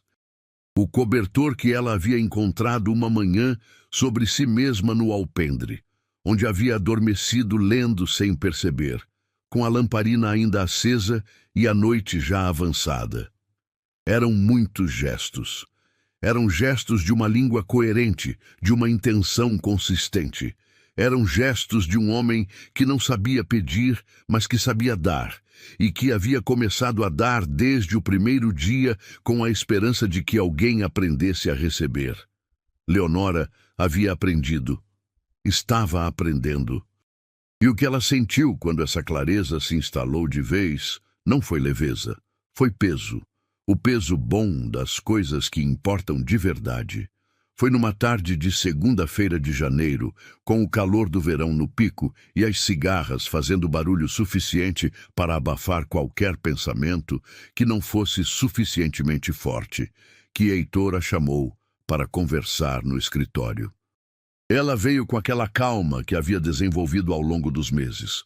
A calma de quem aprendeu que o lugar era seguro e que Heitor nunca chamava para algo que não valesse a pena. Sentou na cadeira do outro lado da mesa, com as mãos no colo, e esperou. Heitor estava mais tenso do que o habitual. Ela percebeu nos ombros, na forma como ele ajeitou os papéis sobre a mesa 2 vezes sem necessidade. Estava reunindo alguma coisa. Não coragem exatamente, mas a estrutura para dizer o que precisava dizer da forma que achava certa. Começou dizendo que queria garantir que ela estivesse bem, que a Boa Esperança havia se tornado um lugar de trabalho real para ela e que ele apreciava isso muito, mas que havia uma coisa que ele precisava colocar em ordem e que estava atrasado nisso. Então disse que havia falado com o advogado da família em Pedra Branca, que havia sido registrado em nome de Leonora, de forma irrestrita, um valor que garantia a independência dela, que esse valor era suficiente para que ela pudesse retornar à fazenda das Bromélias, ou para que pudesse ir para onde quisesse, ou para que pudesse construir o que quisesse, que era dela sem condição alguma, independente de qualquer decisão que ela tomasse sobre o futuro. Parou. Olhou para ela. E disse que ela tinha entrado nesse casamento sem escolha real e que era importante para ele que ela soubesse que tinha essa escolha agora. Que se ela quisesse ir, ela podia ir. Que ninguém ia retê-la. Leonora ouviu tudo isso com uma atenção que foi gelando aos poucos, palavra por palavra, como quem está vendo uma cena que não sabe ainda se é boa ou ruim. No final, ficou olhando para Heitor por um momento que era muito longo. E então disse que entendia. E agradeceu. E saiu do escritório com passos que foram controlados até o fim do corredor. E depois ficaram mais rápidos na escada. Fechou a porta do quarto atrás de si. Sentou na beira da cama. E ficou olhando para a janela com aquele vazio que vem quando a mente processa mais rápido do que o coração consegue acompanhar. Ela havia entendido. Havia entendido que Heitor estava dispensando com gentileza. Que havia percebido que o casamento era um peso para ela e estava lhe dando a saída que ela precisava. Que toda aquela linguagem de gestos e flores e livros e cafés havia sido apenas cuidado. O cuidado de um homem honesto com alguém que estava sob sua responsabilidade. Não mais do que isso. A roseira amarela de repente parecia uma outra coisa, uma tentativa de compensar o que faltava com flores que não custavam nada. Leonora ficou sentada por um longo tempo. E então, com a determinação de quem não gosta de ficar à deriva mais tempo do que o necessário, foi até o guarda-roupa e começou a tirar as roupas com cuidado, colocando-as sobre a cama em pilhas organizadas. Ia arrumar a mala antes que a noite chegasse. A manhã ainda estava escura quando Graça abriu a porta do quarto sem bater, o que era completamente fora do caráter de Graça, que respeitava portas com a mesma consistência com que respeitava tudo mais. Parou no vão. Olhou para a cama, onde as roupas estavam empilhadas, para a mala aberta na cadeira, para Leonora de pé no meio do quarto com um xale nas mãos. Ficou parada por um segundo. E então entrou, fechou a porta atrás de si e perguntou com uma voz que era cuidadosa demais para ser casual o que estava acontecendo. Leonora respondeu que estava arrumando as coisas, que havia decidido que o melhor era aproveitar a oportunidade que o doutor Heitor havia oferecido. Graça ficou olhando para ela. Então disse com aquela voz de quem não vai fazer rodeio porque não tem tempo a perder. Que oportunidade era essa? Leonora explicou. A conversa do escritório, o valor registrado em seu nome, a liberdade de ir. Graça ouviu tudo. Ficou em silêncio por um momento que pareceu longo, e então puxou a cadeira que estava perto da janela, sentou, cruzou os braços sobre o avental e disse que Leonora havia entendido tudo errado. Leonora parou, olhou para Graça. Graça disse que havia estado presente quando Heitor havia conversado com Raimundo sobre esse assunto, na semana anterior, porque estava ao lado da janela do corredor quando eles conversavam na varanda.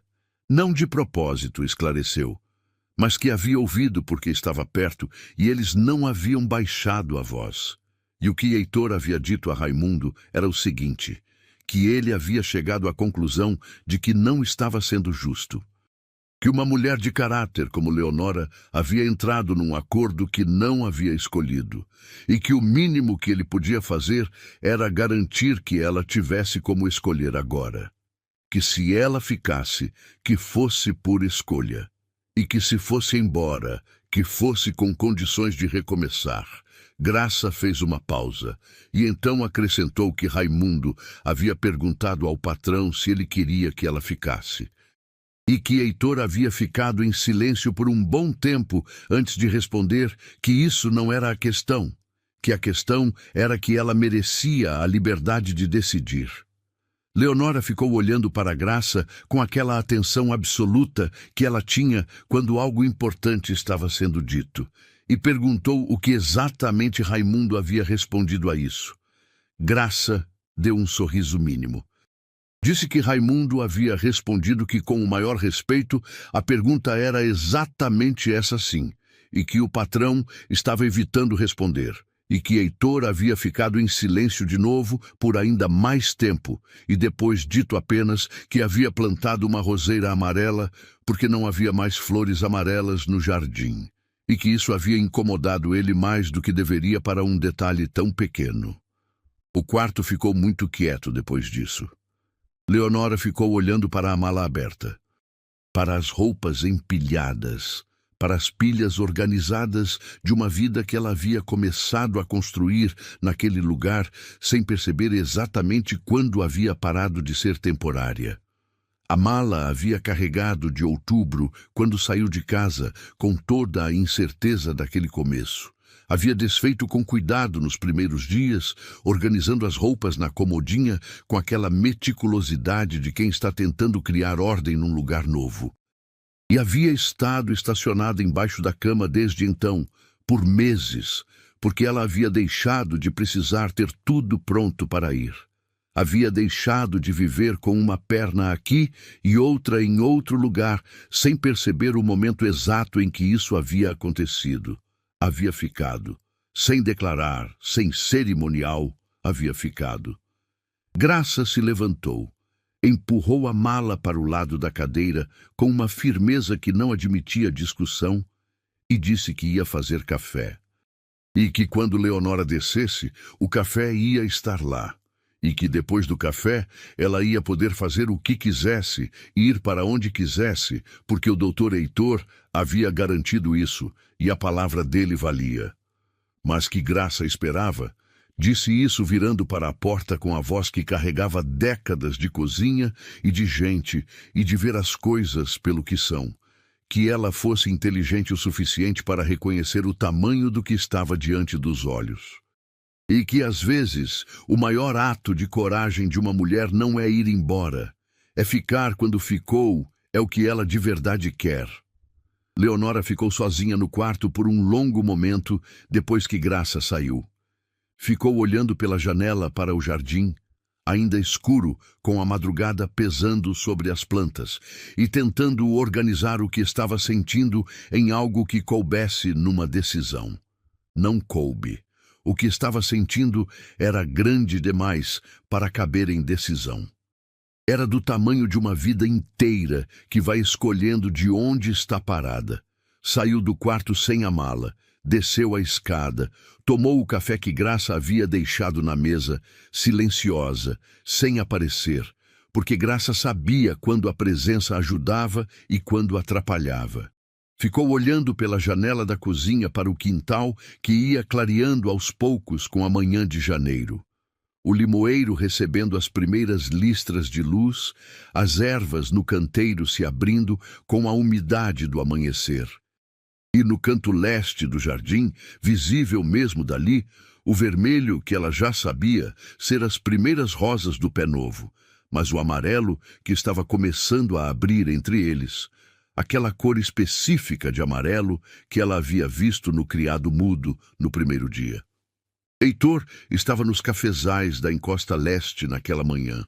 Raimundo havia dito sem que ela perguntasse, numa observação lateral, que soou casual e foi tudo menos isso. Leonora colocou a xícara vazia na pia com cuidado, pegou o chapéu de palha que havia passado a usar nas manhãs de campo e saiu. A estrada que subia até a encosta leste era de terra batida, ladeada de capim alto com o orvalho da madrugada ainda reluzindo nas pontas como diamantes pequenos. O sol de janeiro estava subindo rápido e aquecendo o ar com aquela intensidade que o verão mineiro não pede licença para ter. E Leonora subiu em passo firme, com o chapéu na cabeça e o coração batendo numa cadência que ela preferiu não analisar demais. Pensou enquanto subia em tudo que havia aprendido nos meses anteriores. Não sobre a fazenda, embora também sobre a fazenda, mas sobre o homem que a havia recebido no alto da escadaria num outubro de muita incerteza. Havia aprendido que Heitor Vasconcelos verificava as ferramentas no final de cada semana com o mesmo cuidado que um médico verifica os instrumentos antes de uma cirurgia, porque dizia que ferramenta mal cuidada era a ferramenta que deixava o trabalho na metade.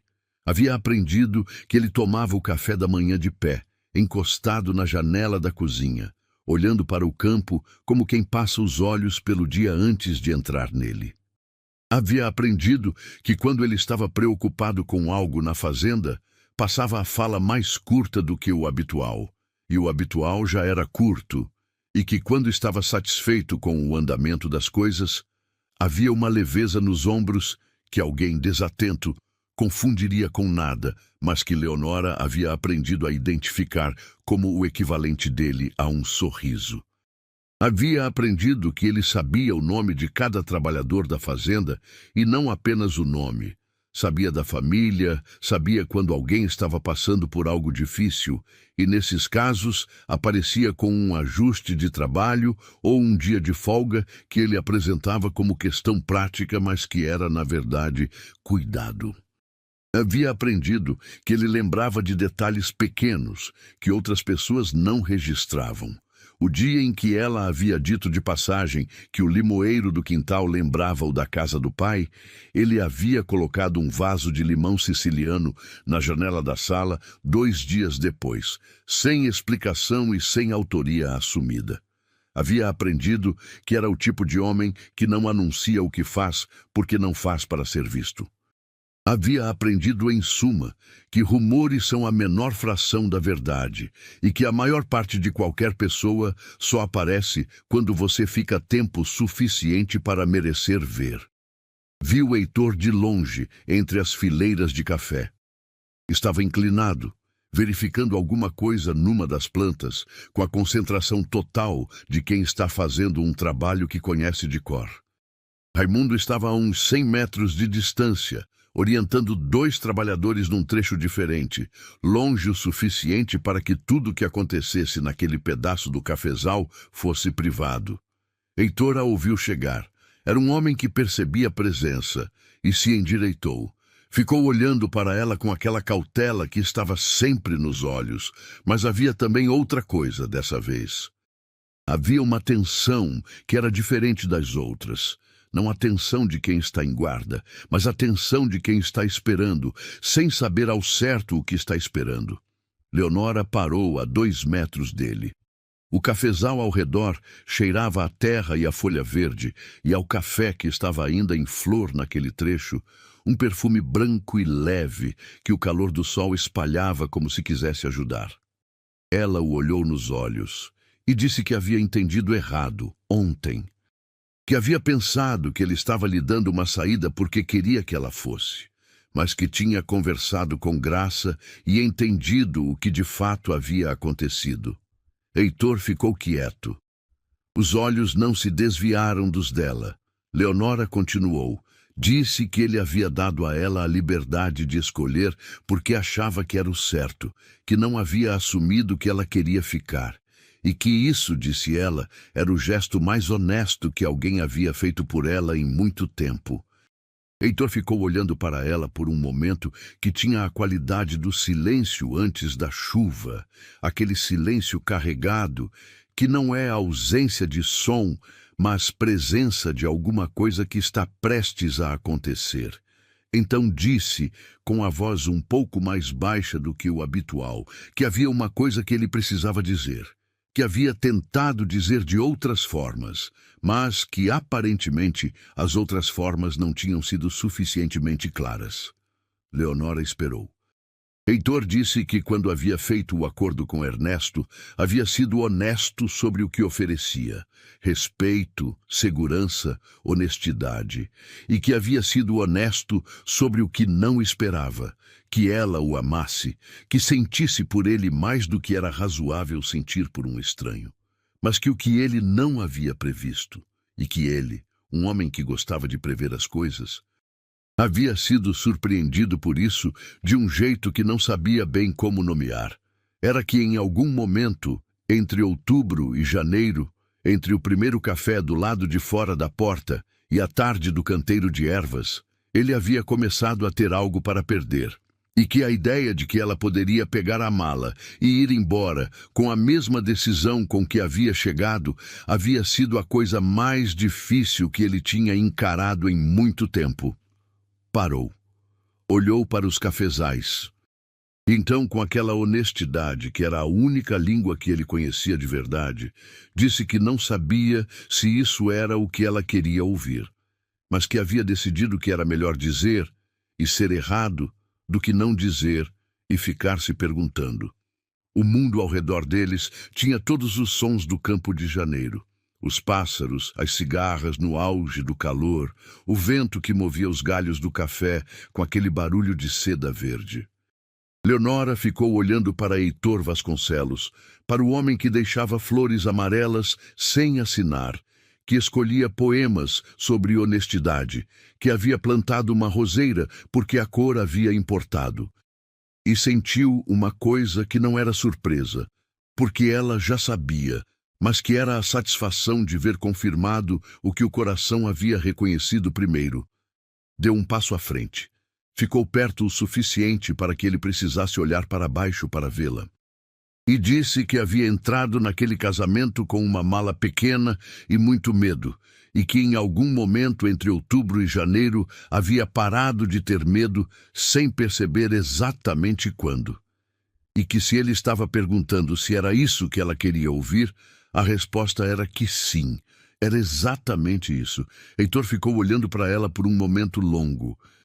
Então, com aquele cuidado que era a marca de tudo que ele fazia, levantou a mão e colocou-a sobre a mão dela, devagar, como quem finalmente pega algo que estava com medo de quebrar. As mãos eram quentes da manhã e do trabalho, e o toque era simples e sem exagero, o tipo de toque que não precisa de mais do que é porque já é suficiente. Ficaram assim por um momento no cafezal de janeiro, com o sol subindo e o perfume das flores de café ao redor, e nenhum dos dois disse nada mais, porque já havia sido dito tudo o que precisava. Mas então Heitor disse mais uma coisa. Disse, ainda olhando para ela e não para os cafezais, que havia uma coisa que havia aprendido com a morte de Amélia, que o tempo que não é vivido não volta, e que ele havia desperdiçado tempo suficiente com medo de viver, que não ia fazer isso de novo, e que se ela estava ali, de pé naquele cafezal de janeiro, era porque havia escolhido ficar, e que escolha desse tamanho merecia ser encontrada com a mesma coragem. Leonora o ouviu dizer isso com aquele cuidado de quem sabe que está recebendo algo que custou muito ser dito. E respondeu que o pai havia escrito sobre ele, nas cartas, que Heitor Vasconcelos era o tipo de homem que não abandona quando as coisas ficam duras. Que ela havia chegado sem saber quem era esse homem, mas que havia ficado porque havia descoberto que o pai estava certo, e que isso, para ela, era suficiente para qualquer começo. O cafezal continuou ao redor deles com aquela indiferença bonita que a natureza tem para com os momentos importantes dos seres humanos. As plantas não sabiam que algo havia mudado. O sol não fez nada diferente. Os pássaros continuaram com seus assuntos. E mesmo assim, havia naquele pedaço de encosta, naquela manhã de janeiro de 1925, algo que só existe quando duas pessoas chegam ao mesmo lugar ao mesmo tempo sem ter combinado nada. Perpétua estava na varanda quando eles voltaram juntos, não de mãos dadas, não com nenhum gesto que pudesse ser classificado como exibição, apenas juntos, com aquela proximidade nova que as pessoas que vivem numa casa percebem mesmo sem que ninguém anuncie. Graça viu pela janela da cozinha e ficou olhando com o pano de prato na mão e um sorriso que ela não tentou esconder. Perpétua ficou mais quieta do que o habitual naquele dia. Leonora a deixou ficar. Foi no final da tarde daquele mesmo dia, quando o calor havia começado a ceder e o jardim estava com aquela luz dourada que o final do dia de verão tem, que Perpétua apareceu na porta da sala de costura onde Leonora estava. Ficou parada no vão por um instante, e Leonora percebeu que era a primeira vez, em todos esses meses, que Perpétua parecia pequena. Não fraca, não derrotada. Pequena, no sentido de quem baixou a guarda porque ficou cansada de segurá-la. Havia algo diferente na postura dela naquela tarde, uma leveza forçada que era o sinal de quem está fazendo um esforço real. O esforço de ir até alguém quando o orgulho empurra para o lado oposto. Disse que havia algo que queria dizer. Que havia sido em alguns momentos mais difícil do que era necessário, que não era por maldade. Disse isso olhando para um ponto acima da cabeça de Leonora, porque era mais fácil do que olhar nos olhos. Mas que havia tido medo, que essa casa era o único lugar onde ela ainda havia sobrado, depois de ficar viúva, e que a chegada de Leonora havia parecido uma ameaça a esse lugar. Que durante 6 anos ela havia organizado aquela casa, cuidado daquela casa, sido o elo de continuidade daquela casa, quando o Heitor estava tão absorto na fazenda e na sua própria dor que não conseguia prestar atenção em mais nada. E que quando uma desconhecida havia chegado com uma mala pequena e o direito legal de ser a senhora da casa, ela havia sentido tudo isso escorregando. Leonora a deixou falar. Não interrompeu, não suavizou com gestos ou expressões tranquilizadoras antes do momento certo. Ouviu com aquela atenção completa que as pessoas sentem quando são ouvidas de verdade. Perpétua disse que havia percebido, nos últimos meses, que estava errada, que Leonora não havia tentado mudar o lugar que ela ocupava, havia apenas acrescentado o dela próprio. Que havia aprendido o nome de cada trabalhador com a mesma seriedade que Heitor, que havia ajudado Graça sem precisar ser pedida, que havia tratado a casa com o respeito de quem entende que um lugar tem história e não é preciso apagar essa história para construir a sua, e que isso era muito diferente do que ela havia temido. Não pediu desculpas com essas palavras exatas. Mas havia nas palavras que usou a substância inteira de um pedido de desculpas. E Leonora entendeu isso sem precisar que fosse explicitado. Disse a Perpétua que não havia nada para resolver entre elas, que o que havia passado tinha passado, e que o que estava à frente era uma casa onde as duas tinham lugar, cada uma com o seu, sem que um precisasse diminuir o outro. E que o café de Graça estava quase pronto e que seria muito bom se Perpétua pudesse tomar o café junto com ela, se quisesse. Perpétua ficou olhando para ela por um momento que tinha toda a qualidade de uma pessoa que está decidindo se vai aceitar o que está sendo oferecido. E então disse com uma voz que tinha um fio de algo novo, algo que era o começo de uma abertura real, que sim, ia tomar o café. E assim tomaram o café, as duas, na sala de jantar que havia sido território de tensão nos primeiros meses, com a luz do final do dia entrando pelas janelas e o jardim lá fora começando a ganhar as primeiras estrelas da noite. Não falaram de coisas importantes naquela tarde. Falaram sobre o jardim, sobre o bordado que Perpétua estava fazendo, sobre uma receita de bolo de fubá que a cozinheira da vila havia dado à Graça. Foram palavras pequenas, do tipo que constroem pontes mais sólidas do que qualquer grande declaração, porque são as palavras do dia a dia que dizem que a presença do outro se tornou natural. O verão foi acabando como os verões do interior acabam, devagar, com a chuva que vai ficando menos frequente e o ar que começa a ter aquela leveza seca do outono chegando. E a fazenda Boa Esperança foi ficando diferente, da forma que os lugares ficam diferentes quando as pessoas dentro deles mudam. Não foi uma mudança dramática. Não houve nenhum momento de declaração pública, nenhuma cena que os romances costumam usar para marcar a virada. Houve uma manhã em que Heitor desceu para o café e ficou parado na cozinha ao lado de Leonora enquanto ela terminava de preparar. E o silêncio entre os dois era um silêncio de pessoas que não precisam preencher nada. Houve uma tarde em que ele voltou do campo com um ramo de flores silvestres que havia colhido de passagem.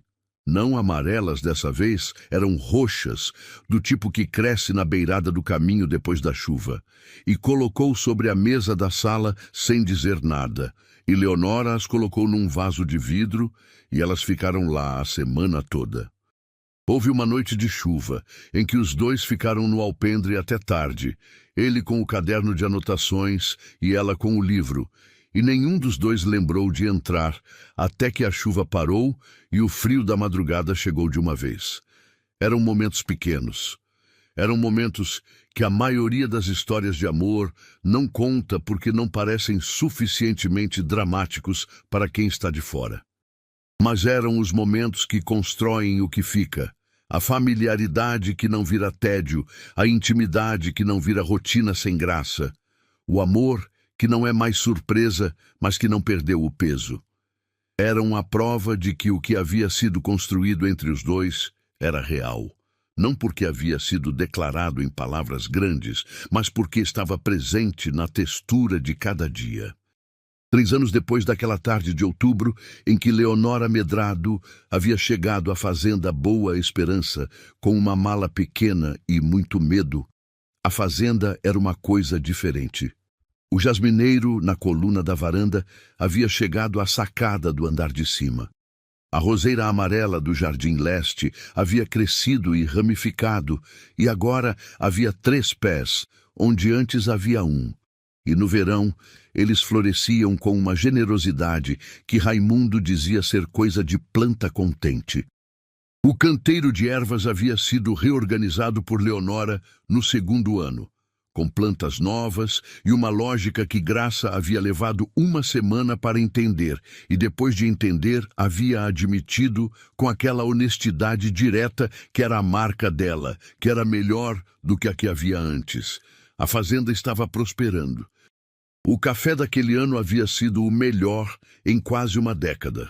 Raimundo disse isso com aquela precisão econômica de quem não exagera.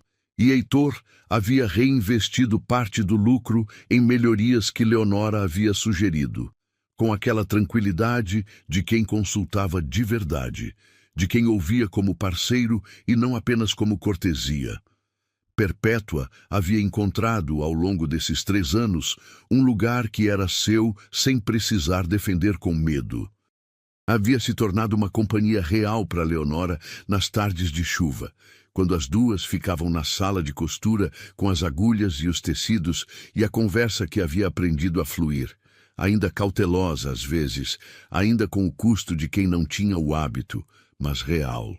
Havia sido Perpétua quem havia ensinado a Leonora o ponto de bordado que a mãe de Heitor havia usado nas toalhas de mesa, que eram uma das coisas bonitas da casa. E havia sido Leonora quem havia percebido que Perpétua, por baixo de toda a armadura, era uma mulher que gostava de plantas e que havia transformado essa descoberta em um canteiro de cactos e suculentas, que agora ficava na janela do quarto de Perpétua e que ela cuidava com uma ternura que desmentia completamente a dureza da fachada. Graça tinha 93 anos de receitas guardadas na cabeça e ainda descobria coisas novas toda semana. Pelo menos era o que dizia. Havia ensinado a Leonora tudo que Leonora havia deixado ser ensinado. E havia aprendido com Leonora algumas coisas que não havia esperado aprender. Eram uma dupla que funcionava com a eficiência de quem passou tempo suficiente no mesmo espaço para saber o que o outro vai precisar antes que peça, e Raimundo continuava sendo Raimundo, o mesmo passo constante, o mesmo chapéu surrado, o mesmo silêncio que sabia quando valia mais do que qualquer palavra. Havia uma tarde em que Leonora havia encontrado ele parado diante da roseira amarela do jardim leste, olhando para ela com aquela expressão de quem está fazendo uma conta, e saiu satisfeito com o resultado. E quando ela perguntou o que ele estava pensando, ele havia dito apenas que planta que foi plantada na hora certa dá fruto na hora certa. E voltou para o trabalho.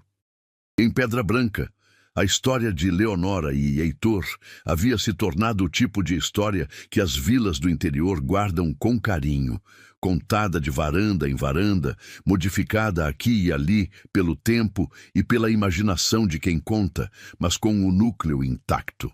A história da moça que chegou sem saber com quem ia se casar e que havia encontrado, na pessoa mais improvavelmente silenciosa do lugar, o amor mais consistente que conheceu.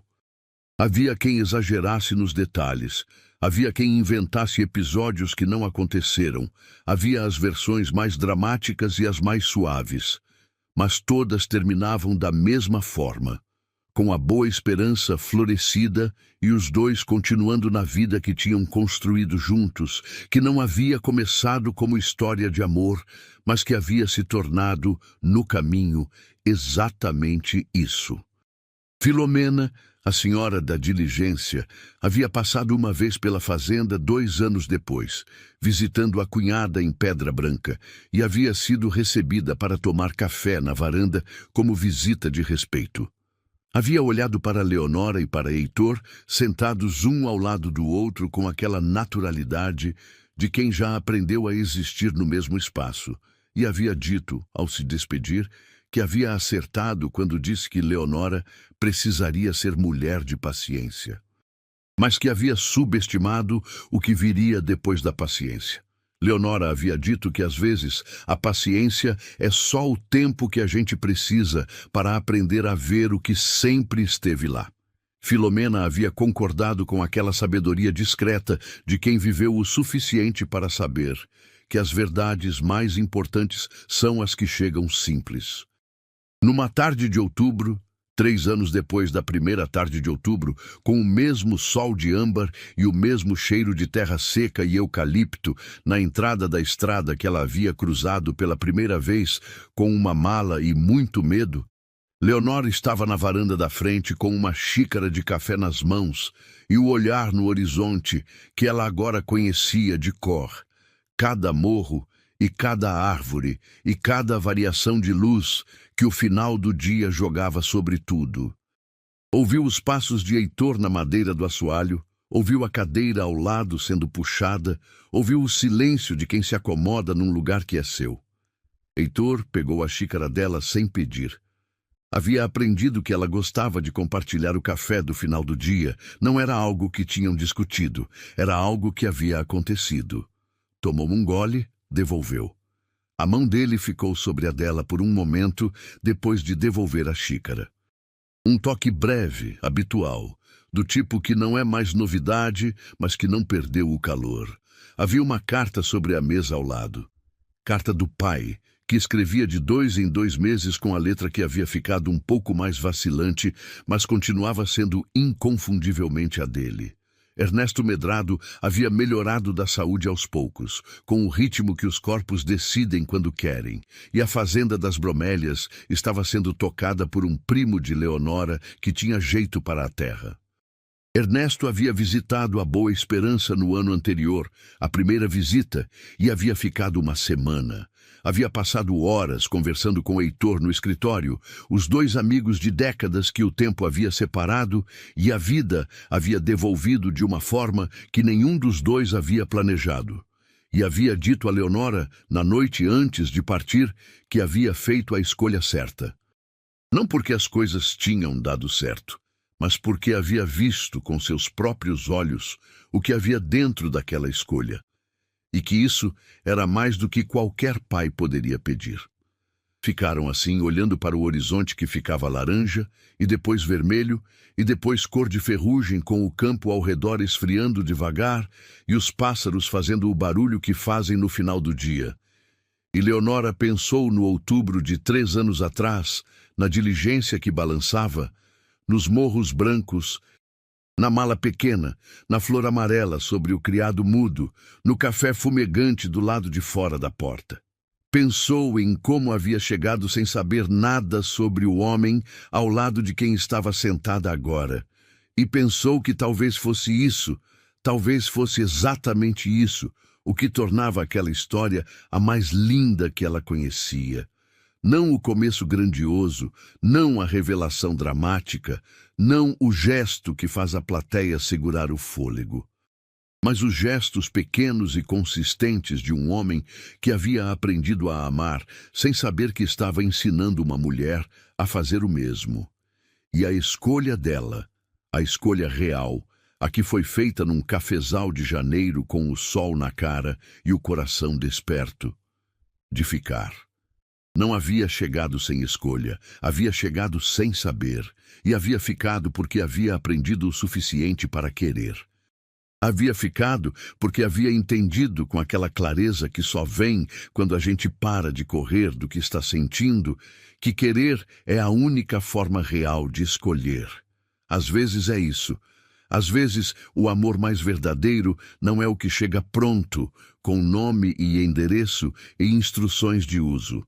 Às vezes, é o que se constrói palavra por palavra, e xícara por xícara e flor por flor, num idioma que 2 estranhos inventam juntos, porque nenhum dos idiomas que já existiam era suficiente para o que eles precisavam dizer. E a fazenda Boa Esperança ficou lá, entre os morros de quartzito branco de pedra branca, com o jasmineiro subindo pela coluna e a roseira amarela no canto leste do jardim, e o café fumegando nas manhãs de dois que aprenderam a ser um, como prova de que os começos impossíveis às vezes levam aos melhores fins. E que a história mais linda de amor que uma vila conheceu não foi a que começou perfeita, mas a que teve a coragem de começar mesmo assim.